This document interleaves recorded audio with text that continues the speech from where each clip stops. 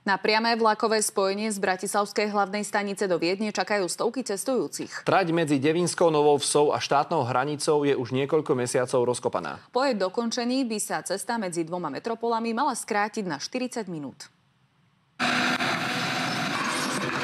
S rekonštrukciou asi 2-kilometrového úseku začali v prvej polovici minulého roka. Do Viedne sa tak dá z hlavnej stanice dostať len s prestupmi. V budúcnosti ale ísť priamo a rýchlejšie. Stojím na pôvodnej trati, ktorá je už ale obnovená a čaká na položenie nových koľají. Trať doposiaľ nebola elektrifikovaná. Nasledovať teda bude montáž trakčného vedenia. Po obnove by sa tadiaľto malo dať jazdiť rýchlosťou 120 km za hodinu. Výrazne to zníži aj hlučnosť a získame možnosť pustiť na túto trať vlaky vo zvýšenej frekvencii.